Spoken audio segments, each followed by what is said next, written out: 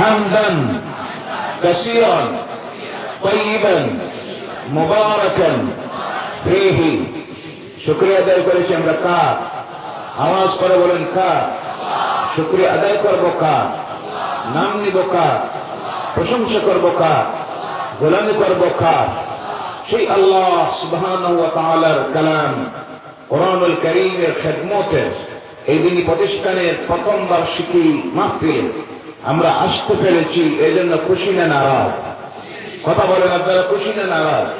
এখানে মাহফিল হয়েছে, এতে আপনারা খুশি না নারাজ? তাহলে আবার আওয়াজ দিয়ে বলুন সুবহানাল্লাহ, আরো জোরে বলুন আলহামদুলিল্লাহ, আরো জোরে বলেন আল্লাহু আকবার। আমার আল্লাহ পাক সুবহানাহু ওয়া তাআলার কালাম কোরআনুল কারীম থেকে একটা আয়াত তিলাওয়াত করেছি ইনশাআল্লাহুল আযীম।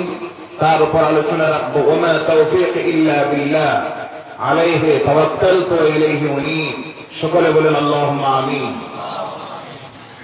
এই পৃথিবীতে আল্লাহ সুবহানাহু ওয়া তাআলার পক্ষ থেকে এসেছিল 4টা কিতাব। কয়টা কিতাব? একটা হলো তাওরীত, আর একটা হলো জাবুর, আর একটা হলো ইনজিল, এবং সর্বশেষ পৃথিবীর মানুষের জন্য আল্লাহর পক্ষ থেকে যে কিতাব এসেছে, যে গাইড বুক এসেছে, এর নাম হলো কোরআনুল কারীম। বলে সুবহানাল্লাহ। কয়টা আছে বর্তমানে? কয়টা? একটা। বাকি যে 3টা তার কোনো অস্তিত্বই নেই। নবী চলে গেছেন, তার অনুসারীরা তাদের মন গড়া ইচ্ছে মতো তাকে কৃত করে দিয়েছে। যার অরিজিনাল তাওরীত, জাবুর, ইনজিল আজকে পৃথিবীর কোথাও নাই। আছে শুধু একটা কিতাব আল্লাহর দেওয়া, যার নাম হলো কোরআনুল কারীম। যার নাম কোরআনুল কারীম। আল্লাহর দেওয়া কয়টা? 4টা ধর্মগ্রন্থ। কয়টা? অনুরূপভাবে এই পৃথিবীতে আরো অগণিত ধর্মগ্রন্থগুলি আছে, যেমন রামায়ণ, মহাভারত, বেদ, পুরাণ, মনু, গীতা, ত্রিপিটক, জিন্দাবেস্তা, গ্রন্থ সাহিব, নাম বললে শেষ হবে না। বিরাট সংখ্যার ধর্মগ্রন্থ এই পৃথিবীতে আছে, কিন্তু বাকি 4টা। আর বাকি এই যে নাম বললাম আরো অনেকগুলি আছে। তার মধ্যে ডিফারেন্স হলো বাকি যে 4টা বা কোরআন, এটা স্বয়ং আল্লাহ রাব্বুল আলামিনের পক্ষ থেকে এসেছে। বলে সুবহানাল্লাহ। বাকি যেগুলি আছে এসব হলো পৃথিবীর মানুষের তৈরি, নিজ হাতে লেখা। এর জন্য প্রথমে বুঝে নিবেন, পৃথিবীতে ধর্ম বলতে 2 শ্রেণীর ধর্ম আছে। একটা হলো ধর্ম স্বয়ং আল্লাহ রাব্বুল আলামিনের পক্ষ থেকে সিলেকশন প্রাপ্ত। আর কিছু ধর্ম আছে যেগুলো হলো দুনিয়ার মানুষের নিজের নিজের তৈরি। এর জন্য এক আলোচনায় গিয়ে সমস্ত ধর্মকে একই মানদণ্ডে তুলে আপনি ওজন দিতে পারবেন না। কারণ হলো একটা ধর্ম স্বয়ং আল্লাহর পক্ষ থেকে সিলেকশন প্রাপ্ত, যে ধর্মের নাম হলো ইসলাম। বলে সুবহানাল্লাহ। যার জন্য আল্লাহ রাব্বুল আলামিন তার কালাম কোরআনুল কারীমের মধ্যে আল্লাহ বলছেন ইন্নাদ-দীনা ইনদাল্লাহিল ইসলাম। বলো আল্লাহু আকবার। আর জোরে বলেন আল্লাহু আকবার। পিছনের ভাইরা আপনারা কথা মনে বুঝেন না, একটু চাপিয়ে আসুন। সোশ্যাল ডিস্টেন্স রাখার দরকার নাই। এখন প্যান্ডেলের বাইরে গিয়ে আপনাদের ডিস্টেন্স বজায় রাখবেন। এখানে করোনা নাই, বিদায় দিয়ে দিচ্ছি আমরা। আল্লাহ রহমত নাজিল হচ্ছে। কি নাজিল হচ্ছে? প্যান্ডেলে কি নাজিল হচ্ছে? আল্লাহ রহমত আছে যেখানে, গজল আছে সেখানে। কথা বলেন, আছে?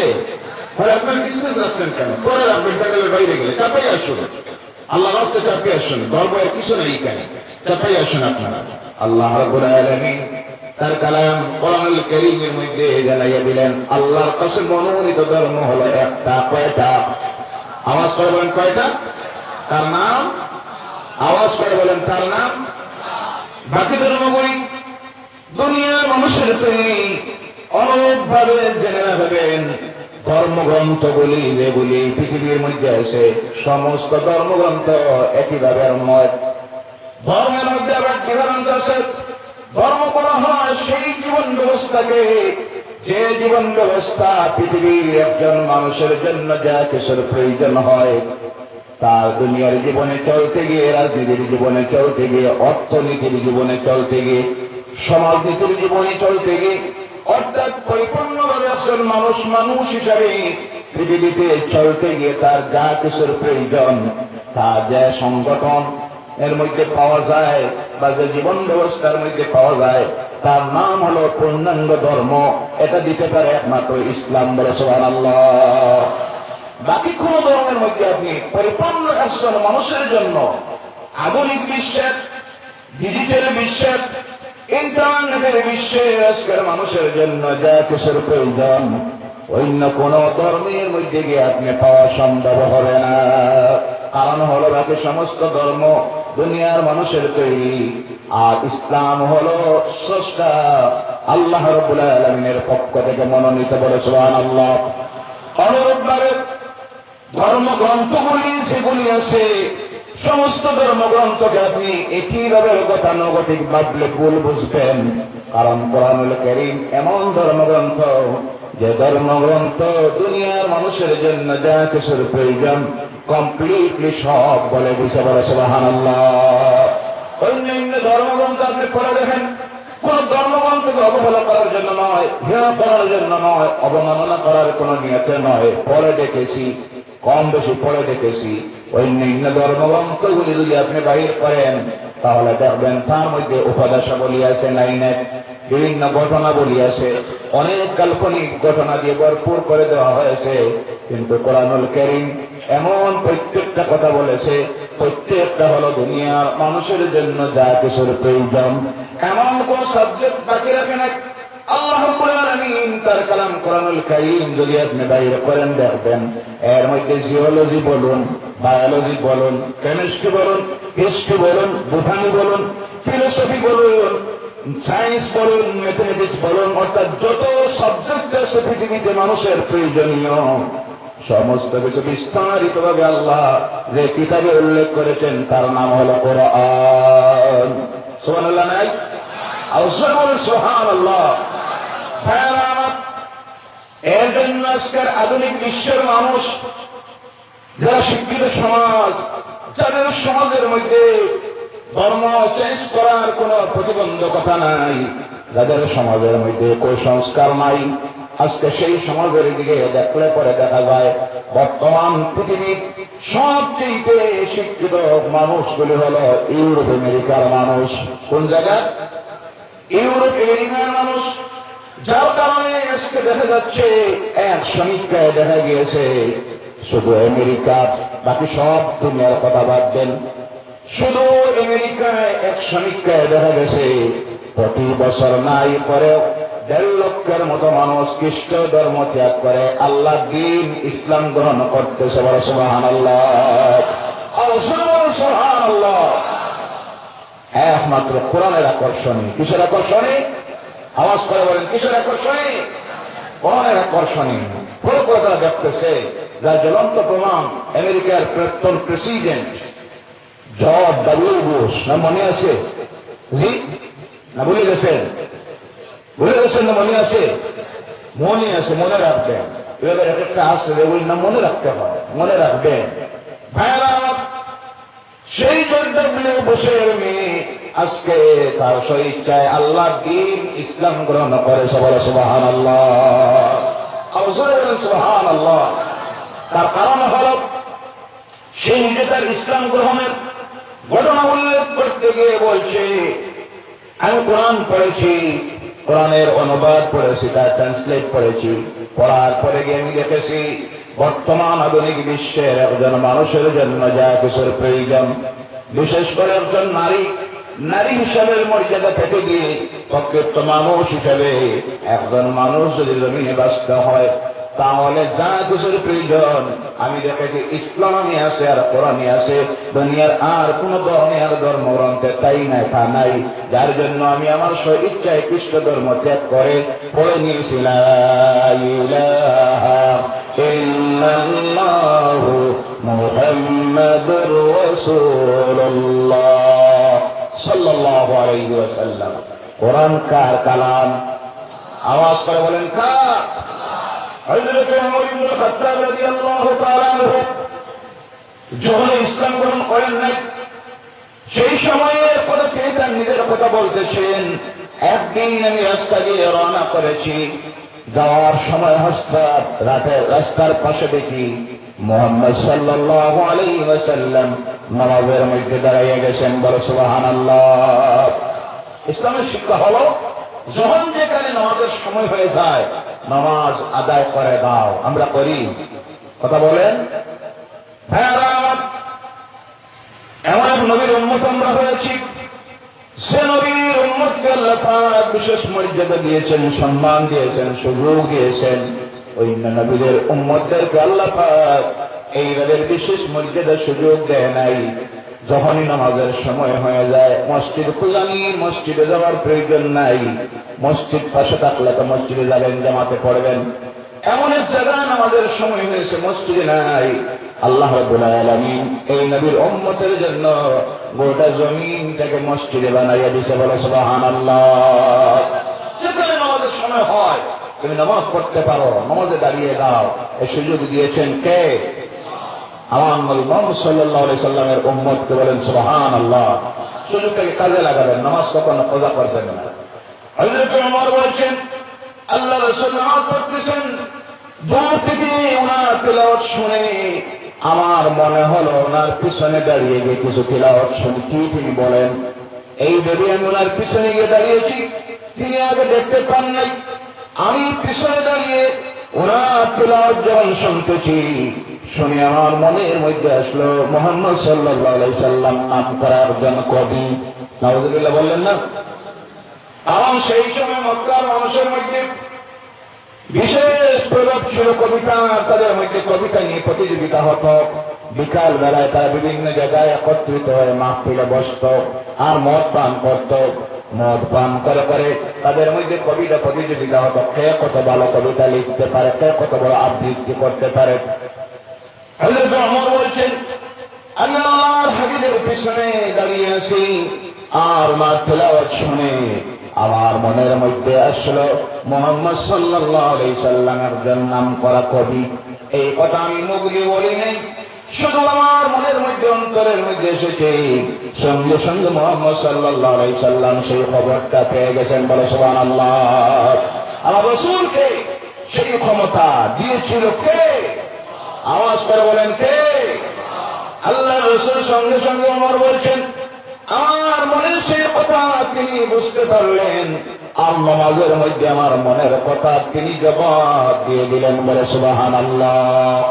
সঙ্গে সঙ্গে তিনি তিলাওয়াত করে দিলেন নামাজের মধ্যে, ওয়ামা হুয়া বিকাউলি শাইইন ক্বালিলাম মা তুমিনুন। বলে আল্লাহু আকবার। তিলাওয়াতের মধ্যে জবাব দিয়ে দিলেন, এটা কোন কবির বানানো কথা নয়। বলে সুবহানাল্লাহ। আমি চিন্তা করলাম, আমি তো মুখ দিয়ে বললাম না, আমি শুধু মনে মনে ভাবলাম তিনি এই কথাটা কেমনি জানতে পারলেন? সম্ভবত তিনি কোন জ্যোতিষী। নাউযুবিল্লাহ বললেন না? আমি যে মনে মনে ভাবলাম তিনি জ্যোতিষী না হয় আমার মনের কথা তিনি কিভাবে বুঝতে পারলেন? নামাজের জবাব দিয়ে দিলেন।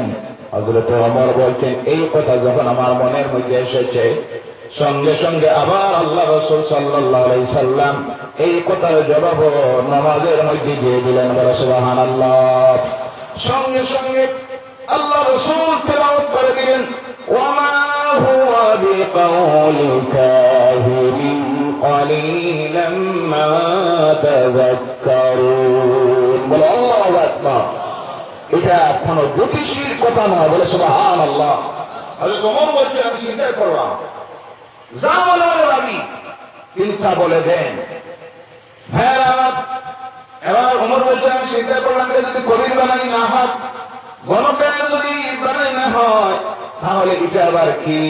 এই কথা যখন আমার মনের মধ্যে এসেছে সঙ্গে সঙ্গে মুহাম্মদ সাল্লাল্লাহু আলাইহি সাল্লাম সেই কথার জবাব নামাজে দিয়ে দিলেন। বলে সুবহানাল্লাহ।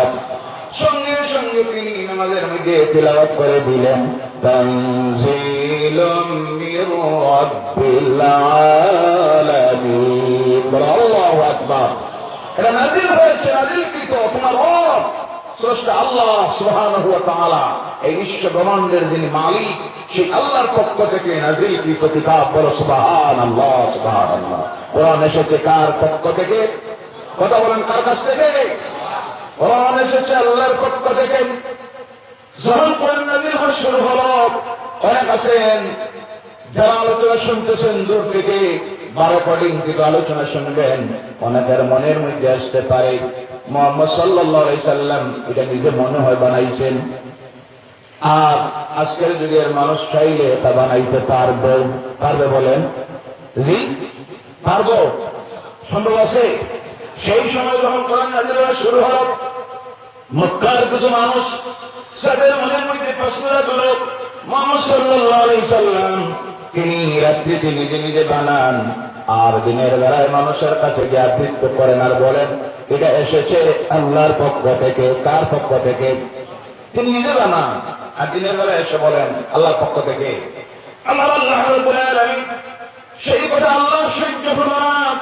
আল্লাহ রাব্বুল আলামিন সঙ্গে সঙ্গে সেই কথার জবাব তার রাসূলের জবান দিয়ে জানাইয়া দিলেন, হে আমার রাসূল, এই দুনিয়ার মানুষকে শুধু মক্কার মানুষ নয়, আজকের মক্কার মানুষ, অতীতে ভবিষ্যতে পৃথিবীতে যত মানুষ আসবে তাদেরকে তুমি আমি আল্লাহর পক্ষ থেকে জানাইয়া দাও, ইন কুনতুম ফি রাইবিন মিম্মা নাযালনা আলা আবদিনা ফাআতু বিসূরাতিন মিন মিসলি। বলো আল্লাহু আকবার। আপনি বলেন তাদেরকে, আমার বান্দা আপনার প্রতি আল্লাহর পক্ষ থেকে যা অবতীর্ণ হয় নাযিল হয় তাতে যদি তাদের কোনো সন্দেহ হয় তাহলে তারা যেন এই কোরআনুল কারীমের ছোট্ট থেকে ছোট্ট একটা সূরার মতো একটা সূরা যেন বানাইয়া আনে। চ্যালেঞ্জ দিলেন কে? কথা বলেন কে? আল্লাহ পাক চ্যালেঞ্জ দিলেন। চ্যালেঞ্জ গ্রহণ করলো না তা না। সেই সময় মক্কার মানুষের ভাষা হলো আরবি। তাদের মধ্যে সবচেয়ে বড় বড় তিনজন কবি ছিল। একজনের নাম হলো কায়েস, যাকে তারা উপাধি দিয়েছিল বিশ্বকবি। কোন কবি? নাম কায়েস। নাম কি ছিল? আরেকজনের নাম ছিল আনতারা। এইভাবে সেরা তিনজন কবি চ্যালেঞ্জ গ্রহণ করলো আর বলল পারবো না কেন, এটা তো স্বাভাবিক, আমরা বানাইতেই পারবো। সেই সময় সেই দিন আল্লাহ রাব্বুল আলামিনের কালাম কোরআনুল কারীমের সবচেয়ে ছোট্টতম সূরা নাযিল হয়েছে। বলে সুবহানাল্লাহ। কোরআনের সবচেয়ে ছোট্ট সূরা কোন সূরা? জি আলিমুল উলামা যারা তারা না, আপনারা যারা সামনে মুসলমান জবাব আপনারা দিবেন। কোরআনের সবচেয়ে ছোট্ট সূরা কোনটা? জি জানা না। এই হলো সবচেয়ে মারাত্মক ভুল, যেটা আজকের যে এই জাতি অধঃপতনে যাওয়া, ধ্বংসের দিকে যাওয়া। কোরআনুল কারীমের সবচেয়ে ছোট্টতম সূরা হলো সূরা কাউসার। কোন সূরা? কথা বলেন, কথা বলেন, কোন সূরা? সূরা কাউসার। পড়ুন আমার সঙ্গে, বিসমিল্লাহির রহমানির রহিম, ইন্না আ'তাইনাকাল কাউসার ফাসাল্লি লিরাব্বিকা ওয়ানহার ইন্না শানিআকা হুয়াল আবতার। বলো আল্লাহু আকবার। কোরআন পড়েছেন, নেকি হয়েছে না গুনাহ হয়েছে? কথা বলেন, আওয়াজ দেন, নেকি না গুনাহ? এক অক্ষর এক হরফ পড়লে কত নেকি? আওয়াজ করে বলেন, কত নেকি? শুধু 10টা নেকি কামাত। আল্লাহর কালাম কোরআনুল কারীমের একটা অক্ষর যখন আল্লাহর কোন বান্দা বান্দি তিলাওয়াত করে, আমার আল্লাহ রাব্বুল আলামিন তার আমলনামায় 10টা নেকি তো দেয়, সঙ্গে তার আমলনামা থেকে আল্লাহ 10টা গুনাহ ডিলিট করে দেয়। বলে সুবহানাল্লাহ। শুধু তার আল্লাহর কোন বান্দা বান্দি যখন তার মাবুদের কালাম, আল্লাহর কালাম, আল্লাহর কিতাব কোরআন তিলাওয়াত করে, একটা অক্ষর যখন পড়ে আল্লাহর পক্ষ থেকে তার বান্দা বান্দির প্রতি 10 বার রহমত নাযিল হয়ে যায়। বলে সুবহানাল্লাহ। যে জায়গায় তিলাওয়াত করা হয়, যে এলাকায় তিলাওয়াত করা হয়, সেই জায়গায় সেই এলাকার প্রতি আল্লাহর পক্ষ থেকে রহমত নাযিল হওয়া শুরু হয়ে যায়। আর আল্লাহর সকল প্রকারের গজব আল্লাহ গোটা এলাকার থেকে দূরীভূত করে দেয়। বলে সুবহানাল্লাহ। কোরআন পড়লে লাভ না লস? আওয়াজ করে বলেন, কোরআনের তেলাওয়াত শুনলে লাভ না লস? কোরআন পাঠকারীকে সাহায্য করলে লাভ না লস? কোরআন বন্ধ করলে লাভ না লস? আজকে বন্ধ করা চলছে নিবে না? কথা বলেন, চলছে নিবে না? যারা কোরআনের বিরোধিতা করতেছে, কোরআনকে বন্ধ করতেছে, কোরআন বন্ধ করার চেষ্টা করতেছে, আল্লাহর কাছে দোয়া রাখি আল্লাহ এদেরকে হেদায়েত করুক। সকলে বলেন আল্লাহুম্মা আমিন। এদের মুকদ্দরে যদি হেদায়েত লেখা না থাকে, আমরা দোয়া করি আল্লাহর কাছে, আল্লাহ তুমি তো সেই আল্লাহ, তুমি তো নমরুদকে কন্ট্রোল করেছ, আউনকে তুমি ধরতে পেরেছ, ফিরআউনকে নীলকে ডুবাইতে পারছ, আবু জেহেলকে, আবুল হককে বদরের প্রান্তে বিদায় করে দিতে পেরেছ, উত্তরকেও কন্ট্রোল দিতে পারছো, সাহেবাকেও তুমি কন্ট্রোল দিতে পারছ। তোমার কাছে এইগুলি তো মশার মতো, কথা ঠিক কিনা? আল্লাহ তুমি তোমার কাফারিয়তের হাত দিয়ে এদেরকে কন্ট্রোল করে নাও। সকলে বলেন আল্লাহুম্মা আমিন। ভাইরা, এই যখন সূরা নাযিল হল, আল্লাহ রাসূল সাল্লাল্লাহু আলাইহি ওয়াসাল্লাম সেই সূরাটাকে নিয়ে আল্লাহর ঘরের দেওয়ালের মধ্যে লাগাইয়া রাখলেন, রেখে রাখলেন। আয়াত হলো 3টা। কয়টা? আল্লাহ রাসূল সাল্লাল্লাহু আলাইহি ওয়াসাল্লাম লাগিয়ে রাখলেন আর সঙ্গে জানাইয়া দিলেন, তোমরা চেষ্টা করো আমার যদি বানানি হয় তাহলে এই ছোট্ট সূরাটার মতো একটা সূরা তোমরা বানাও। রাসূল যখন করে 3 জনকে বসলো। কয়জন? কথা বলবেন, কয়জন? 3 জনকে বসলো। একদিন না, প্রতিদিন সকালবেলায় তারা বসে আর বিকালবেলায় উঠে আসে, আবার সন্ধ্যার পর গিয়ে বসে, ফজরের সময় উঠে আসে।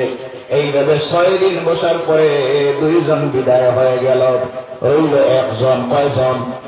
যাকে তারা বিশ্বকবি উপাধি দিয়েছিল কয়েস। কয়েস বলল আজকের রাত্রিতে একটা লেখ বই এর তারা লিখেছে। অনেক সময় দেখা যায় তারা একটা আয়াত বানিয়েছে, বাক্য বানিয়েছে, বানানির পরে দেখা যায় তার অর্থের মধ্যে গোলমিল ধরে যায়, অর্থ মিলে না। কি মিলে না? আবার কোন সময় দেখা যায় একটা বাক্য বানালো, আয়াত বানালো, গ্রামারের দিক দিয়ে মিলে না, গ্রামারের দিক দিয়ে তার গ্রামার মিলে না, ভুল হয়ে যায়, ক্যান্সেল করে 2 জন বিদায় হয়ে গেল। থাকলো বিশ্বকবি যাকে উপাধি দিয়েছিল কয়েস। সেই প্রায় 7 নম্বর দিন মাগরিবের পরে বসেছে আর ফজরের সময় উঠে আসার সময় একটা আয়াত লেখলো। কয়টা আয়াত? একটা আয়াত লেখলো, একটা বাক্য লিখলো। সেই সূরার নিচে ফজরের সময় একটা আয়াত লিখেছে, আস্তে আস্তে বিদায় হয়ে গেল। যে আয়াতটা সে লিখেছিল সেই আয়াত হলো লাইসা হাযা মিন কালামিল বাশার হাযা কালামুল্লাহ। সুবহানাল্লাহ। এই যে বিদায় নিল, এটা দুনিয়ার কোন মানুষের বানানোর কথা নয়, এটা স্বয়ং আল্লাহর পক্ষ থেকে নাযিলকৃত। বলেন সুবহানাল্লাহ। এটা কোন মুসলমান লিখে নাই। ভাইরা আমার, আল্লাহ রাব্বুল আলামিন এমন কিতাব দিলেন, অনেকের মনের মধ্যে প্রশ্ন আসতে পারে, সেই সময় সম্ভব হয় নাই, আজকের যুগে সম্ভব আছে। কারণ আজকের যুগটা হলো কম্পিউটারের যুগ। কিসের যুগ? আওয়াজ করে বলেন, কিসের যুগ? কম্পিউটারের যুগ। কম্পিউটার সব পারে, কম্পিউটারের অসুবিধা কিছু নাই। পুরো বিশ্বকে আজকে কম্পিউটারের মাধ্যমে পরিচালিত হচ্ছে। কম্পিউটার কোরআনের মতো একটা কোরআন কেন 10টা বানাইতে পারবো? সেই জন্য কম্পিউটার দিয়ে দিছে, বাকি রাখে নাই। কম্পিউটার দিয়ে চেষ্টা করা হলো, কোরআনের সমস্ত বায়োডাটা কম্পিউটারের মধ্যে ঢুকাইয়ে দেওয়া হলো। আর দেওয়ার পরে বলা হলো, কম্পিউটার তুমি কোরআনের বেশি না একটা ছোট্ট সূরার মধ্যে একটা টুকরা তৈরি করো। কম্পিউটার কি জবাব দিল? পুরো বিশ্ব সভা হয়ে গেল। কম্পিউটার জবাব দিল, রিপ্লাই দিল, এই পৃথিবীর মানুষ, যত মানুষ আছো, বিলিয়ন বিলিয়ন বিলিয়ন মানুষ, এই মানুষ যারা আছো তোমরা 1 বার নয়, 2 বার নয়, 1000 বার নয়, লক্ষ কোটি বিলিয়ন মিলিয়ন বার যদি চেষ্টা করে এই বিলিয়ন মিলিয়ন মানুষ যদি মারা যায়, আবার যদি এইভাবে বিলিয়ন মিলিয়ন মানুষ পৃথিবীতে আসে, তারা যদি আবার বিলিয়ন মিলিয়ন বছর চেষ্টা চালায়, এই ব্যাপার আসতে থাকবে আর চেষ্টা চালাতে থাকবে, কিন্তু কোরআনুল কারীমের একটা আয়াতের মতো একটা আয়াত কোনদিন বানানো সম্ভব হবে না। বলো সুবহানাল্লাহ।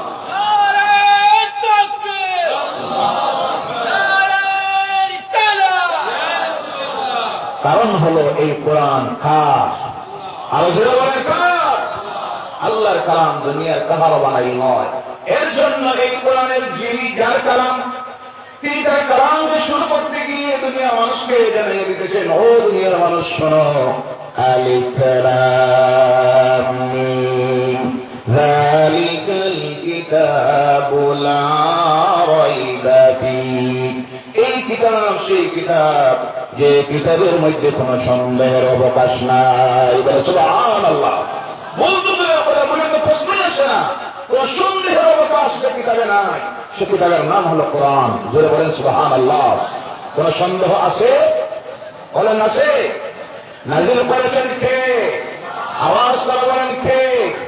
এই কোরআন সম্মানী যার জন্য আল্লাহ নাযিল করার জন্য সিলেকশন দিলেন এমন একটা মাস, যেই মাসের নাম হলো রমজানুল মুবারক। বলে সুবহানাল্লাহ।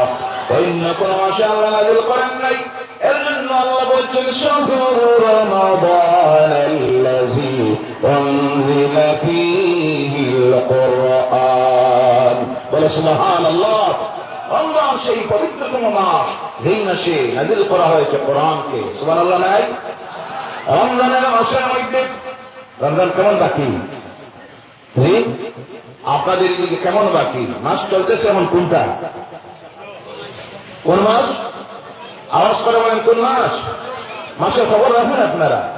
মাসের খবর আজকে কিন্তু মানুষ আমার সমাজে যদি আপনি জিজ্ঞাসা করেন ইংরেজি কোন মাস চলতেছে, তাড়াতাড়ি জবাব দিতে পারে ফেব্রুয়ারি। কোনটা? ফেব্রুয়ারি। এরপরে যদি জিজ্ঞাসা করেন বাংলা কোন মাস চলতেছে, এটাও জানা আছে, ফাল্গুন মাস। কোন মাস? ফাল্গুন মাস। আরবি কোন মাস চলতেছে আপনি জিজ্ঞাসা করেন, আধা ঘন্টা যায় চিন্তা করে কোনটা যে কইতাম, কোন মুসিবতে পড়ে। জি, কোন মাস চলতেছে? রজবের মাস। কোন মাস? রজবের মাস। আর আমরা এটা জানি না, কারণ এই ইসলামিক ক্যালেন্ডারের সঙ্গে সম্পর্ক আমরা ছেড়ে দিয়েছি। হ্যাঁ, আমার একটা অনুরোধ রাখি, গোটা বিশ্ব যদিও চলতেছি, ইংরেজি ক্যালেন্ডারে গোটা বিশ্ব পরিচালিত হচ্ছে, এটা আমরাও মানি। কিন্তু যারা হবেন সমাজের জন্য সবচেয়ে বড় ক্যালেন্ডার আল্লাহ রাব্বুল আলামিন বানাইয়া দিয়েছেন। বলে সুবহানাল্লাহ। যেই ক্যালেন্ডার আল্লাহ, যে ক্যালেন্ডার সম্পর্কে দুনিয়ার মানুষকে জানাইয়া দিতেছেন, ইয়াসআলুনাকা আনিল আহল্লা কুল হিয়া মাওয়াকিতু লিন-নাস। বলে সুবহানাল্লাহ। আল্লাহ রাসূলের কাছে সাহাবায়ে কেরাম মানুষকে প্রশ্ন করলো চাঁদ সম্পর্কে। কি সম্পর্কে? চাঁদ সম্পর্কে। এটা কি জন্য আল্লাহ বানালেন? আল্লাহ রাসূল আল্লাহ পাক তার রাসূলের প্রতি আয়াত নাযিল করে জানাইয়া দিলেন, আপনি দুনিয়ার মানুষকে বলে দিন এটা তাদের সময়, মাস, সপ্তাহ, বৎসর নির্দিষ্ট করার জন্য আমি আল্লাহ স্থায়ী ক্যালেন্ডার বানাইয়া দিয়েছি। বলে সুবহানাল্লাহ। এর জন্য মুসলমানদের এক নম্বর ক্যালেন্ডার কোনটা? চাঁদের ক্যালেন্ডার। কোনটা? চন্দ্র মাসের হিসাব। আমরা অনেক সময় দেখা যায় শুধু বিবাহ শাদী আইলে পরে চন্দ্র মাসের ক্যালেন্ডার কোথায় গিয়া তারিখ ঠিক করতে গিয়া কথা ঠিক কিনা, বাকি কোনো সময় আর খেয়াল রাখি না। রাখার কারণে অনেক কিছু আমরা মিস করে দিই। যেমন এই মাস চলতেছে রজবের মাস। কোন মাস? রজবের মাস। এই মাসে মোবারক একটা রাত্রি আছে, যে রাত্রির নাম হলো লাইলাতুল মিরাজ। কোন রাত্রি?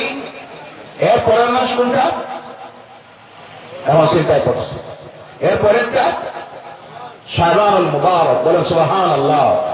সেই মাসে আল্লাহ পাক, সেই মাসের একটা বিশেষ রাত্রি আছে, যেই রাত্রির নাম হলো লাইলাতুল বারাআত। কোন রাত্রি? লাইলাতুল বারাআত। এই রাত্রির দুনিয়ার মানুষের গুরুত্বপূর্ণ সব বিষয়ে আল্লাহ সিদ্ধান্ত নেয়, ফয়সালা নেয়। বলে সুবহানাল্লাহ। এবং সেই রাত্রির মর্যাদা হওয়ার কারণ হল সেই রাত্রিতে আল্লাহ পাক তার ফেরেশতাদের সঙ্গে আলোচনা করেছিল, ও আমার ফেরেশতারা, তোমাদের সঙ্গে আমি আলোচনা করতেছি, আমি আল্লাহর কালাম কোরআনুল কারীম আমি জমিনে দিব কিনা। যেই রাত্রিতে কোরআন দুনিয়ায় দেওয়ার সিদ্ধান্ত নেওয়া হয়েছিল, সেই রাত্রির নাম হলো লাইলাতুল বারাতের রাত্রি। বলে সুবহানাল্লাহ। কোন রাত্রি? লাইলাতুল বারাতের রাত্রি। কোরআন নাযিল হওয়ার মাস নয়, কথা ভালোভাবে বুঝবেন। কোরআন নাযিল হওয়ার মাস না, কোরআন নাযিল হওয়ার রাত্রি না।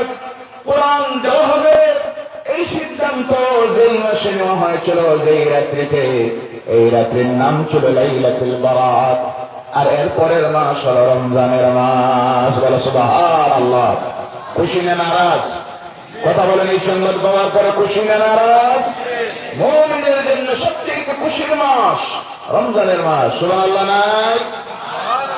মুনাফিকের জন্য সবচেয়ে চিন্তার মাস। জি কথা ঠিক কিনা? অনেকটা আছে, এখন চিন্তা ঢুকে গেছে। আল্লাহ গত বছর তো লকডাউনের কারণে মাঝে মাঝে বাসা গেছে, জি জুমায় যাওয়া লাগছে না, তারাবির জমাতো লাগছে না, রোজাও কিছু কিছু মাঝে মাঝে ধরছি। এই বছর যে হইতো কি, নাউজুবিল্লাহ বলেন নাউজুবিল্লাহ। মুমিনের জন্য সবচাইতে খুশির মাস। কিসের মাস? খুশির মাস। আল্লাহ রাব্বুল আলামিন সেই মাসে একটা বিশেষ রাত্রি দিলেন, যেই রাত্রির নাম হলো লাইলাতুল কদরের রাত। সুবহানাল্লাহ, আল্লাহ সুবহানাল্লাহ। আল্লাহ রাব্বুল আলামিন সেই সূরাটার মধ্যে কি ঘোষণা দিতেছেন? ইন্না আনজালনাহু ফি লাইলাতুল কদর ওয়া মা আদরাকা মা লাইলাতুল কদর লাইলাতুল কদরি খায়রুম মিন আলফি শাহর। আল্লাহু আকবার। ইন্না আনজালনাহু ফি লাইলাতুল কদর, আমি ইহা করতে কোরআনকে নাযিল করেছি রমজান মাসের লাইলাতুল কদরের রাত্রিতে। সুবহানাল্লাহ। 12টা মাসের মধ্যে সবচেয়ে সম্মানিত মাস কোন মাস? আওয়াজ করে বলেন কোন মাস? মওলানাকের দিক দিয়ে, ফজিলতের দিক দিয়ে সর্বসরের মধ্যে সম্মানিত কোন রাত্রি? জানা নাই কোন রাত্রি? লাইলাতুল কদরের রাত্রি, শবে কদরের রাত্রি। সুবহানাল্লাহ। আল্লাহ সিলেকশন দিলেন তার কালামকে নাযিল করার জন্য রমজানের মাস, আর যে রাত্রিতে নাযিল করলেন সেটা হলো লাইলাতুল কদরের রাত্রি। এবার বলুন, কোরআনের সম্মান আসেনি না? আওয়াজ করে বলেন আসেনি না? আল্লাহর জমিনে আল্লাহ রাসূলের পর যে কিতাবের আল্লাহ মর্যাদা দিয়েছেন, সম্মান দিয়েছেন, সেই কিতাবের নাম হলো আল্লাহর কালাম কোরআন। বলে সুবহানাল্লাহ। এর জন্য বায়াত নাযিল করেছেন আল্লাহ, আর হেফাজতের দায়িত্ব নিয়েছেন যিনি, তার নাম জবান ছেড়ে দিয়ে বলেন তার নাম। ওই অতিরিক্ত কিতাব আল্লাহ দিয়েছিলেন, হেফাজতের দায়িত্ব আল্লাহ নেয় নাই, যার কারণে নবীরা জমিন থেকে চলে গেছেন। নবীর উম্মতেরা, অনুসারীরা তাদের ইচ্ছা মতো বিকৃত করলো। কোরআন নাযিল করলেন আল্লাহ, আর সঙ্গে আল্লাহ জানাইয়া দিলেন ইন্না নাহনু নাযালনা যিকরা ওয়া ইন্না লাহু লাহাফিজুন। বলো আল্লাহু আকবার। নাযিল করেছি আমি আল্লাহ পাক, আমার জিকির কথা কোরআনকে, আর হেফাজতের দায়িত্ব নিয়েছি আমি আল্লাহ। বলো সুবহানাল্লাহ। কোরআনের হেফাজতের দায়িত্ব কার? কোরআনের হেফাজত করবে কে? দুনিয়ার কেউ কোরআন মিলাতে পারবে? বলেন কোরআন মিলাতে পারবে? কোরআন বন্ধ করে দিয়ে আল্লাহর জমিনে কোরআন বন্ধ করে দিতে পারবে? আওয়াজ করে বলেন পারবে? ভাইরা আমার, আল্লাহ রাব্বুল আলামিন হেফাজতের জন্য কি ব্যবস্থা নিয়ে দেখেন।